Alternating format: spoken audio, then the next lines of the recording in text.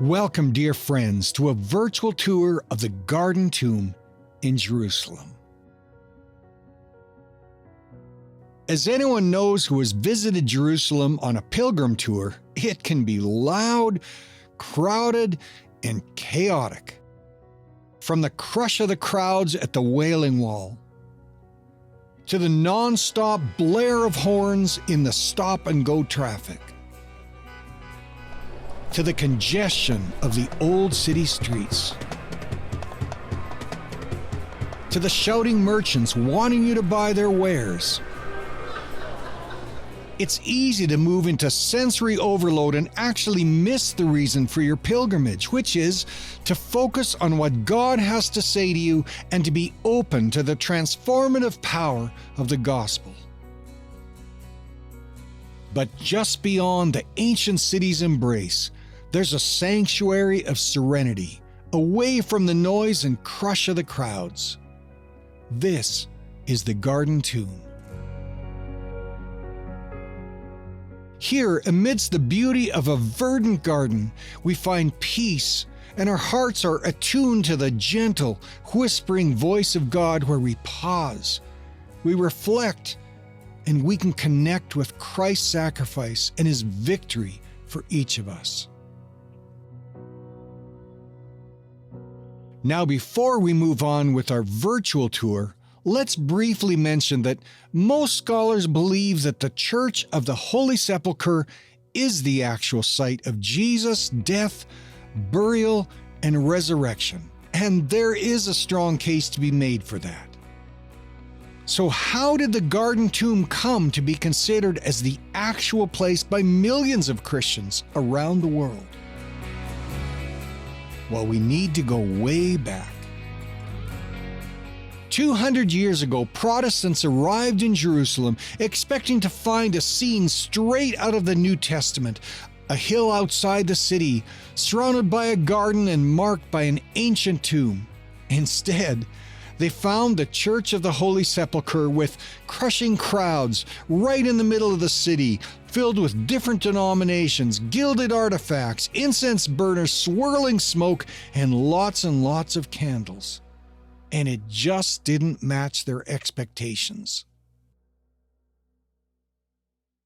They knew from the New Testament that the crucifixion happened outside of the city, but this church was inside the walls of the city that they saw. Of course, however, more recent evidence has shown that the church at the time was actually outside of the city walls. In the 19th century, General Charles Gordon, a British Army officer, noticed a hill just north of the Damascus Gate that fit the biblical description better. It was outside the city, just like the scripture said, and there was even a garden nearby. He felt that this place made more sense for where the events described in the Bible actually happened. Even more, he saw an escarpment that looked like a skull, which lined up with the Bible that Jesus was crucified on a hill called Golgotha. And Golgotha means skull in Hebrew and Aramaic.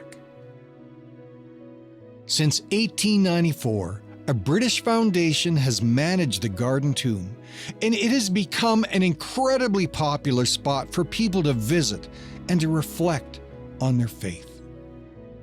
Now, whether the more recognized site of the Church of the Holy Sepulchre is the actual site, or whether it's the Garden Tomb, does it really make a big difference if it took place here or a short distance away?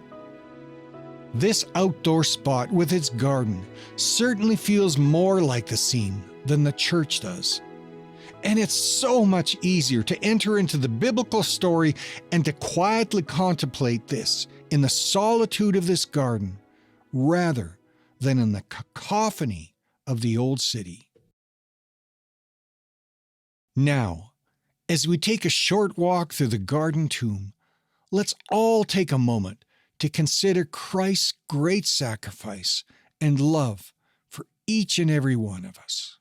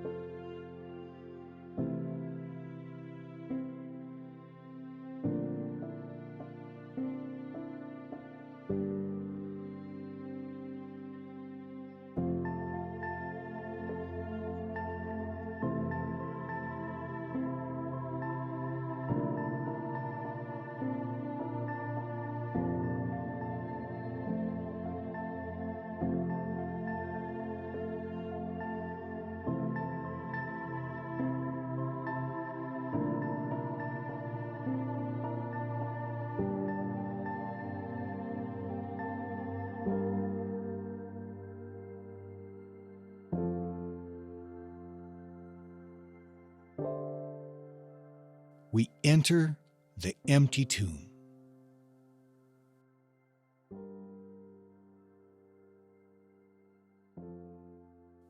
On the first day of the week, very early in the morning, the women took the spices they had prepared and went to the tomb. They found the stone rolled away from the tomb, but when they entered, they did not find the body of the Lord Jesus. While they were wondering about this, suddenly 2 men in clothes that gleamed like lightning stood beside them. In their fright, the women bowed down with their faces to the ground, but the men said to them, "Why do you look for the living among the dead? He is not here. He is risen. Remember how he told you while he was still with you in Galilee. The Son of Man must be delivered over to the hands of sinners, be crucified, and on the 3rd day be raised again." Then they remembered his words. As this short virtual tour of the garden tomb comes to a close, let's all carry the profound message of the resurrection within our hearts. Let's remember the empty tomb, which symbolizes not only the victory over death, but also the promise of new life. Thank you for joining me on this short virtual tour of the garden tomb. Until our next episode, may God's peace and blessings be with you always, and may his resurrection power fill your heart with joy and peace and purpose.